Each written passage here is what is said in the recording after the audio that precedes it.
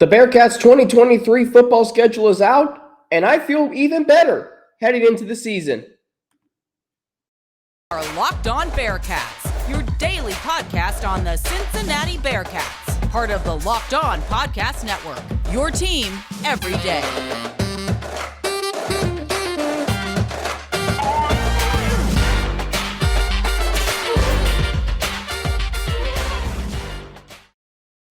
Thank you so much for making Locked On Bearcats your first listen of every day. It's free and available everywhere you get your podcasts, including right here on YouTube. Don't forget to subscribe to our Locked On Bearcats YouTube channel and follow it to get an alert every time we drop a new episode. Today's episode of Locked On Bearcats is brought to you by FanDuel. FanDuel is the official sportsbook of Locked On. FanDuel Sportsbook, that's what this episode is brought to you by. Make every moment more. Visit FanDuel.com/LockedOn today to get started. My name is Alex Frank, your host each and every day right here on Locked On Bearcats. We are part of the Locked On Podcast Network, your team every day. The Bearcats 2023 football schedule is out. I am excited. I hope you are too. The Bearcats schedule looks really good. They avoid TCU, Kansas State, and Texas. You could not have asked for a better outcome in that regard. 5 conference games compared to just 4 road games. BYU in September, that's always good. You never want to go to Provo, Utah late in the season when the weather could be treacherous. Houston in November, that's good. It's not going to be as hot in November in Houston. UCF in November, it could be a cold weather game. And all of that makes me feel even better about their chances to have a successful first year under Scott Satterfield. You've got 7 home games. The bye week is early. It's not right in the halfway point of the season like it was last year, but it's after 5 games. It's after your first 2 conference games, which are Oklahoma and BYU, which I'll get to that in a minute. But you talk about having to go to Provo, Utah on a short week. You get a bye week and then 2 conference home games. You're essentially home the whole month of October. 4 of your 6 conference games are at home. 4 of your first 6 conference games are at home. You get what I think are the 2 hardest games out of the way right out of the gate. And you avoid, not only TCU, Kansas State, and Texas, but also Texas Tech. And you look at your peers who are joining the Big 12 next year. UCF opens at Kansas State, and they have 5 road games.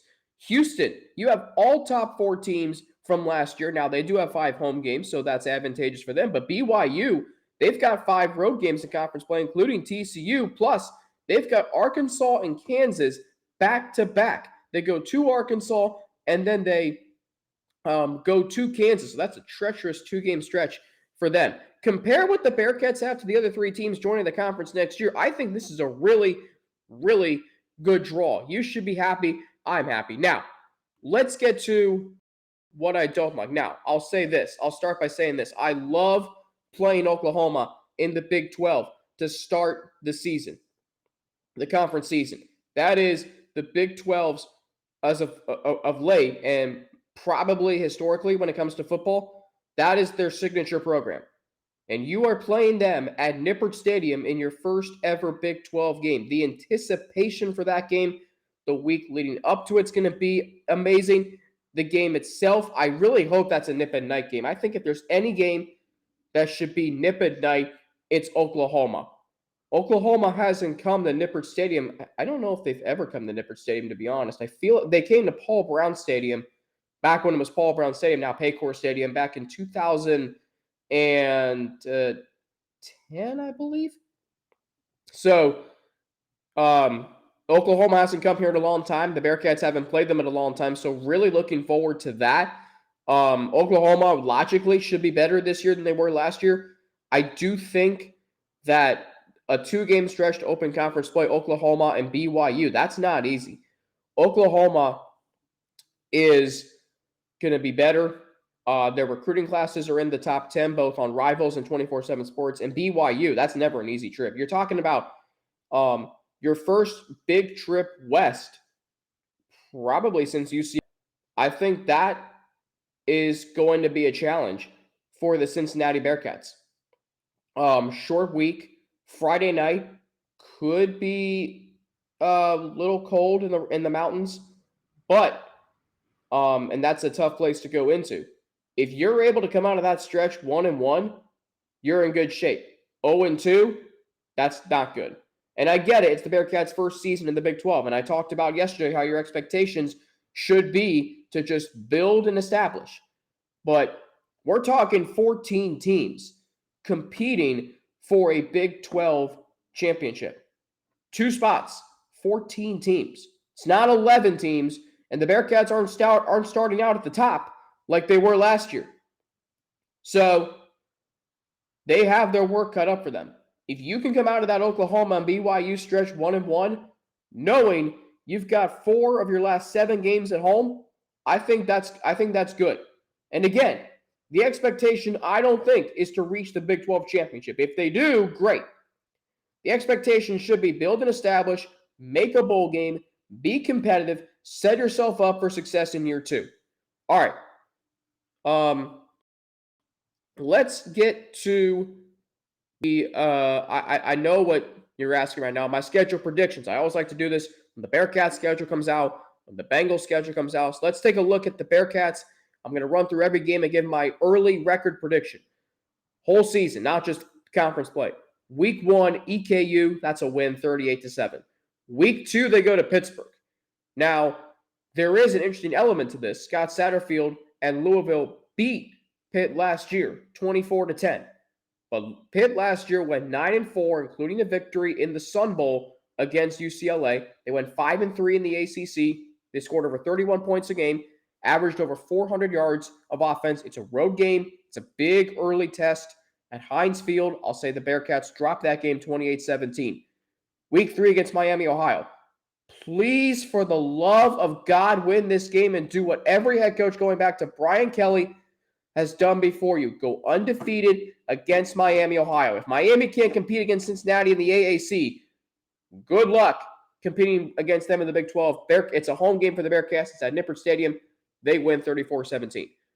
Oklahoma. I say Oklahoma is going to be better this year, at least defensively, which you would think under head coach Brent Venables. Top 10 recruiting classes according to 24/7 Sports and Rivals. Then again, this is Cincinnati's first ever Big 12 game at home. It's going to be an electric atmosphere. It's something they've been waiting for so long. I say the Bearcats get the job done in this game, 31-24. Excuse me. All right, BYU. This is tough. You're essentially going west. You got to bring your running game with you. BYU is going to allow you to run the ball, but I think the Bearcats drop this one 34-21. After the bye, week 7, Iowa State. Worst team in the league a year ago. New offensive coordinator for the Bearcats, Tom Manning, knows them well. I say they win 38-17. Week 8 against Baylor. Big 12 champions in 2021. They had a down year last year. This is a game I look at as a need to win at home against a team who may be viewed as close to the Bearcats in terms of projected finish. I say they win 30-20. Week 9 at Oklahoma State. Tremendous environment that's going to be. Can't wait to face Mike Gundy. I'm sure I'm speaking the feelings of a lot of Bearcat fans. We'll see if the Bearcats are the real Madden 40. I say they lose that game, though, 27-21. Revenge game in Week 10 against UCF at home. What will UCF look like this year? Isaiah Bowser's not going to be on the team. It's a home game for the Bearcats. I say they win narrowly 27-24. They go to Houston next. Week 11, didn't face them last year. I say they dropped that game 31-24. Then, Week 12, at West Virginia. The rivalry is back. Going there in November will be awesome. An important game coming down the stretch. I say they win that game. I'm going to say they steal a win 28-21. Then they conclude the regular season on Senior Day against Kansas. I say they win that game 35-24. Chance to finish the year strong. So, how would you feel about 8-4 and 6-3 in conference play? 8-4 overall. That's going to get you a good bowl game. 6-3 in the conference. You win 6 out of your first. You win 6 of 9 games in the conference in your first season. How would you feel about that? Again, there are expectations of just building and establishing. And I'm going to touch on that here in segment 2 because I think your expectations, as I kind of already alluded to, and maybe I didn't talk about this yesterday. My days are all run together. But I'm going to talk to you more about expectations for year 1 under Scott Satterfield because I think it's how you view this season. So I do all of that after I tell you how this This episode of Locked On Bearcats is brought to you by FanDuel Sportsbook. This year, the only app you needed at your Super Bowl party is FanDuel, America's #1 sportsbook. We're really excited about our new sports betting partner for Locked On because they are the #1 sportsbook in America, FanDuel. And if you're new to FanDuel, that's even better. They have so many great features that make betting on sports fun and easy. Download FanDuel now so you can bet Super Bowl 57 with a no-sweat first bet. You'll get up to $3,000 back in bonus bets if your first bet doesn't win. FanDuel lets you bet on everything from the money line to point spreads to who will score a touchdown. I like the Eagles in Super Bowl 57 against the Kansas City Chiefs. How about 3 Cincinnati Bearcats playing in this game? Line hasn't changed. I like the Eagles -1.5, and I like a slight over 49.5. So again, the FanDuel Sportsbook app is easy, it's safe, secure, and super easy to use. That's what I like most about it. Best of all, you can get paid your winnings instantly. So join FanDuel today at FanDuel.com/lockdown and claim your no-sweat first bet on Super Bowl 57. That's FanDuel.com/lockdown. Make every moment more with FanDuel, official sportsbook partner of the NFL. Locked On is heading to the Senior Bowl. Get inside analysis from the hosts that cover the NFL's next generation in college and find out which NFL draft boards these players will be climbing all in one location. Subscribe to Locked On NFL Draft for nightly live shows from the Senior Bowl on Tuesday, Wednesday, and Thursday at 9 p.m. Eastern Time. Alex Frank with you right here on Locked On Bearcats, your host each and every day. So we've talked about this offseason, how much of a rebuild the Bearcats program is in, heading into year one in the Big 12, heading into year one under Scott Satterfield. And I do think that there is some rebuilding to do, but I don't think that's what this season is about. I think this season is more about building and establishing. And I say that because I compare this time to 2017. And if you remember that time, Luke Fickell, head coach, I think a lot of us were just asking, well, can he restore this program to relevancy? Can he make this program competitive? Now, because of what the Bearcats have accomplished over the last few years, there are more questions because you care more. And that is what Luke Fickell did. He made you care about the program that other Power 5 programs care about. And that, again, goes back to him leaving this program in a better place. There are questions that you have heading into year one under Scott Satterfield.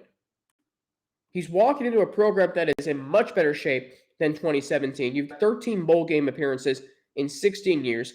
You've seen this program reach the championship tournament in college football as a group of 5 team. Now, what you think this season is based off of, there shouldn't be any expectations, and that's a good thing. I don't know what to expect the first year in the Big 12. I think they can go 8-4. That might be pushing a little bit. There are a lot of new faces, both on the roster and the coaching staff. You've got new systems on both sides of the ball. Positions are in rebuild. This year is about rebuilding, but I think it's more about building and establishing. Who are you going to be in the Big 12?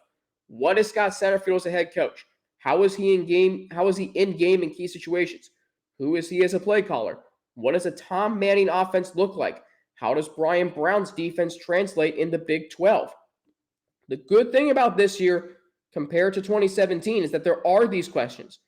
We didn't really have these questions in 2017 because all we cared about was just being relevant and getting back to a bowl game. I think baseline this year is they get to a bowl game at 6-6 or 7-5. I was talking to a friend of mine about that last night. Questions about getting back to being competitive and being relevant, those don't exist. There are deeper questions. What's the offense going to look like? Who's going to start a quarterback? How's the defense going to translate to the Big 12? There is a lot at stake going into this season, and there shouldn't be any expectations. The wins will come. The Bearcats are going to win some games. They're going to beat Iowa State at home. I'm confident saying that. They're going to beat Kansas at home. I'm confident in saying that. Again, the good thing about the schedule is they avoid Kansas State, TCU, Texas, and Texas Tech. UCF doesn't avoid Kansas State. Houston has to play TCU, Texas, Texas Tech, and Baylor. And again, yes, Oklahoma should be better. But you got a very, very good draw with the teams you have to play, and the fact that you only have one time this year where you have 2 straight road games, which I believe last year only happened one time. But there is still, and I think it happened twice in 2021, and it happened once last year. So it only happens one time again this year, and it's not till late in the season. That is when you should be bowl eligible. In fact, I do have the Bearcats at bowl eligibility by the time they head to Houston. But again, all these questions, we didn't have these in 2017. Now, here's something else I'll tell you. It's okay because the Bearcats went to the college football playoff as a group of 5 team in 2021 that you think anything is possible. It's okay to want this team to go back to the playoff. Just don't expect them to this year, maybe year 2. I don't know about year 3. It's not fair to expect that from them. It's not fair to think Scott Satterfield is going to be the next Luke Fickell. And I say that even if he wins a Big 12 championship, gets the team to the playoff, wins a national championship. That would be great if he did that. But don't hold him to Fickell and don't hold him to expectations. A lot of fans may not realize what's happening right now with this program. I may not, and I'm right there with you. But I'm right there with you, and I'm the voice of the reason. This is a time of transition. It's exciting to be at the Power 5 level now. Don't get carried away with that, though. There's still a lot of building and establishing to do. Every great program starts somewhere. Truly. I mean, Ohio State, we know they're great. They struggled to beat Michigan way back when. Every great program starts from somewhere.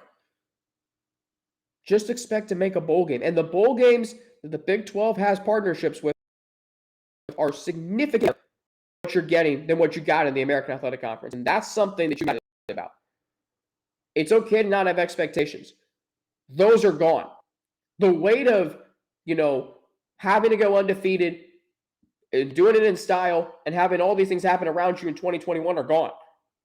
The weight of defending 2 straight conference championships and your playoff appearance and your 2 straight New Year's Six Bowls from last year, those are gone. Some of the talent might be as well, but I'm also telling you that there's still plenty to be excited about. And it's fun when you don't have expectations. It is fun. Coming up, keep your expectations low for football, but wait till you hear how hard it's going to be on the hardwood next year. I will get into all of that after I tell you this episode of Locked On Bearcats being brought to you by Built Bar. Are you looking for a delicious treat, but you don't want all of the fat and calories? Then you got to try a Built Bar. We just got through the holidays, and I know my goal is to eat a little healthier this year. If you're like me, where you want to eat healthier but don't want to compromise taste, then man, I've got just the thing for you. You got to try Built. With Built, healthy is actually tasty. Seriously. They're so delicious you won't think they're good for you. Perfect for your New Year's resolution. What makes them so good? What makes Built Bar so good? Well, for starters, they are all covered in 100% real chocolate. That's right, real chocolate, and they come in unbelievably good flavors like churro, peanut butter brownie, and coconut almond. I'm not sure how Built does it, but these bars taste like a candy bar while maintaining amazing macros. And what's even better is that they are healthy. Only 130 calories and 4 grams of sugar with a whopping 17 grams of protein. And now you don't need to wait around to get a box for years. We've been talking about ordering your Built Bars at Built.com. Now you can get them at your local Walmart or Sam's Club. That's right. Head to your nearest Walmart today. Walk to the pharmacy section and grab yourself a box of Built Bars. You can pick up a 4-bar box of cookies and cream, double chocolate, or coconut puffs. If you're close to Sam's Club, run in and grab a 13-bar box with our hit flavors, brownie batter, and churro. Thank me later. Built Bar, revolutionizing deliciousness while maintaining healthiness. This was a topic Russ and I talked about on our live room last week. Live room coming later today at 12:30 Eastern time. If you think that the Bearcats are going to have a stretch of games in basketball next year in the Big 12 like ECU, SMU, and UCF, keep dreaming. By the way, if you look at the Big 12, and Josh Neighbors, Locked On Big 12, could also tell you this, but I look at the Big 12 this week alone. I mean, first off, look at the games that you have this week. So far this week, you have had, if we go back to Monday, so far this week, we have had number 10 Texas beat number 11 Baylor 76-71. Texas came back from down 23 to beat number 13 Iowa overtime 80-77. That was Texas Tech's first win in conference play. We go to yesterday. Number 8 Kansas beats number 7 Kansas State 90-78. Number 15 TCU beats West Virginia 76-72. West Virginia, by the way, 2-7 in the Big 12. That's how competitive this league is. All right? Tonight you've got Oklahoma State and Oklahoma. All right, two of the quote-unquote bottom feeders in the conference. Thursday, you don't have any games in the Big 12 on Thursday. No, and you don't have any on Friday. But Saturday, oh boy. Number 8 Kansas, number 13 Iowa State, Ames, Iowa. That's on ESPN. Number 11 Baylor hosts Texas Tech. Number 15 TCU goes to Oklahoma State. Number 10 Texas and number 7 Kansas State. Oklahoma, West Virginia, take that as you will. What I'm saying is, there is nowhere to hide in the Big 12. Look at right now in the standings in the Big 12, you have 6 teams who are ranked. Baylor's number 11, and they're in 6th place in the conference. 6th. You have 6 teams in the top 15 in the Big 12. Oh, and you want to go further? Well, right now in the net rankings, forget the top 25. Right now in the net rankings, excuse me. And by the way, Houston's going to be in the mix next year. Right now you've got Kansas, Texas, Iowa State, Baylor, TCU, Kansas State, all in the top 20. Add West Virginia, the top 25. And then you go down the list, and you'll see Oklahoma State is 45. And you keep going down the list, and you see Oklahoma's 54. I mean, this is unbelievable how good this conference is. I mean, I was talking to a friend of mine last night. The quarterfinals of the Big 12 tournament this year are going to be insane. And you look at your top 6 teams. You look at 6 teams in their schedule. Texas, they have the stretch of West Virginia, Texas Tech, Oklahoma. But look at their last 4 games that they're in right now. Or their last 4 games in general. Or look at their last 4 games of the season. Versus Iowa State, at Baylor, at TCU, versus Kansas. Good luck. Kansas State. Now, their schedule lightens down the stretch. But their first 8 games of the season in the Big 12 this year were right now. Their first 8 games, Kansas State. And there's a reason why they're number 7. This is a battle-tested team. Kansas State's first 8 conference games. West Virginia, Texas, Baylor, Oklahoma State, TCU, Kansas, Texas Tech, Iowa State. Now, they're in a stretch right now that includes Kansas, Texas, and TCU. Whew. That's a brutal stretch. All right, TCU, or actually Iowa State. Their schedule is like 2 ranked teams the whole way, the conference. 2 ranked teams, then they get a reprieve. They end with a 6-game stretch, though, that includes TCU, Kansas State, and Texas. And Kansas State and Texas are on the road. Then they get with Oklahoma and West Virginia at home. They end at Baylor. All right. TCU. TCU started difficult. Their schedule this season. And again, the Bearcats, if you think they don't have an easy stretch in the AAC, just wait till you get to the Big 12 because they're going to have to start to build consistency this season, which I still really think they can. I still really think that. Because Saturday, and again, the conversation I had with my friend last night, I was saying, and we were saying, hey, they were competitive. If they get Houston for a 3rd time, I think they got a chance. You look at TCU's schedule.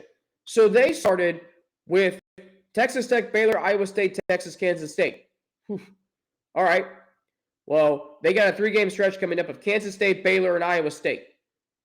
That's a tough 3-game stretch. Not to mention 2 of those games are on the road, and those are in a span of 9 days. All right. So we look at Kansas. By the way, who are in 5th place in the Big 12. They played the 4 worst teams first, but they're in a stretch right now that goes Iowa State, Kansas State, TCU, Baylor, Kentucky, Kansas State, Iowa State, Texas. And they end the season. All right. And it's amazing to me how Kansas, well, actually, now they're in fourth place because they beat Kansas State last night. I typed those notes yesterday, so excuse me. Kansas ends with Baylor, TCU, and Texas. They get West Virginia and Texas Tech at home in between. So their schedule lightens a little bit down the stretch, but you're seeing here how tough these are. Baylor, they had their easy stretch of only playing 2 ranked teams in the conference in the first 8 games. Their stretch right now, road games at TCU, Kansas, and Kansas State, Texas and Iowa State in 2 of their last 3 games. I mean, there are not going to be any stretches in the Big 12 that are easy. When you add Houston to the mix, and that's with the current Big 12 teams, they got to contend with Houston. UCF's a solid team in the AAC right now, right behind Cincinnati. BYU is 7th in the West Coast Conference standings. This 10-game stretch, the Bearcats are in. I want them to play like they're in the Big 12. UCF, they got twice. Tulane's on the road, Memphis on the road, Temple at home. That's not an easy stretch if you think about it. They got to start playing like they're in the Big 12. Win the final 10 games, you finish 24-8 and 13-5 or 14-4 in the AAC. Could maybe get you an at-large bid. I don't know. Win 9, you're sitting at 23-9 and 13-5 in conference play. Maybe. Only go 8-2 and finish 22-10 and finish 12-6 in league play. Might be pushing it. All right. I'll finish with this. Super Bowl 57, the Chiefs and the Eagles. Obviously, if you're a Cincinnati Bearcats fan like me, you think about that there are 3 Cincinnati Bearcats in this game. Look at the 2 rosters. There are only a handful of schools who have more. Oklahoma's got 6. Georgia and Florida both have 4. But the Bearcats have 3 players in this game. 3 prominent players. Brian Cook had a tremendous game against the Cincinnati Bengals on Sunday in the AFC Championship game. He had that tip pass for the interception in the 4th quarter. The Bearcats, though, are going to have somebody, either Jason or Travis Kelce, who are going to be a 2-time Super Bowl champion. And Brian Cook could win one as a rookie. That validates last year's draft class, which, by the way, Kobe Bryant and the Seahawks made the playoffs. Sauce Gardner was an all-pro. Pretty solid first year for Bearcats and the pros from the 2021 team. And for what it's worth, you know, I say all the time, opportunities come few and far between in this city of Cincinnati and for the Bearcats. Well, I was thinking the other day, Philadelphia, yes, they're the 4th largest city in the country. They're the 4th biggest market in terms of television. Actually, I shouldn't say that because I'm not sure, but they are a huge market. And I know this year that if you're a Philadelphia sports fan, you've had the Phillies go to the World Series and you had the Eagles go to the Super Bowl. But Philadelphia doesn't always have these opportunities when you consider this is the Eagles. This is only their 4th ever Super Bowl appearance. The Phillies have only been to 8 World Series in their history, and they still, by the way, have an under 500 winning percentage. They have only the Sixers, who have 52 playoff appearances in their franchise history. They only have 3 championships and only 1 finals appearance since 1983, and they got wiped by the Lakers in 0-1. The Flyers have 2 Stanley Cups, but they haven't won one since the mid-70s. They've been to 6 finals appearances, and they've lost them all. So really, Philadelphia, are they really that much more successful than Cincinnati in terms of championships? Yes. The Phillies have won a World Series. The Eagles have won a Super Bowl. But that's only 1 each since 1990. That's only 1 each. Just something to think about. Later today at 12:30, Russ Heltman joins me. Tomorrow, we'll recap the Bearcats game against Tulsa. We'll look ahead on Friday to the Bearcats and UCF, a crucial game for the Cincinnati Bearcats, and maybe another topic that arises today from our live room. Again, I'm on Twitter at Frankie_92 and NATI. I'm on Instagram, AlexFrank_, and email at alex3frank@gmail.com. Thanks again for making Locked On Bearcats your first listen of every day. For your second listen, check out our brand new podcast, Locked On College Basketball. Experts Isaac Shade and Andy Patton bring you everything you need to know on and off the court. Plus, hear from big-name experts, coaches, and players throughout the basketball landscape. That's Locked On College Basketball. It's available on YouTube and wherever you get your podcasts. For Locked On Bearcats, I'm Alex Frank. Have a great rest of your day. Join us later today for lunch, 12:30. Yours truly, Russ Heltman, weekly live room edition of Locked On Bearcats. Thanks again for making us your first listen every day. We're part of the Locked On Podcast Network, your team every day. I'm Alex Frank for Locked On Bearcats. Have a great rest of your day, and I will talk to you tomorrow right here on Locked On Bearcats.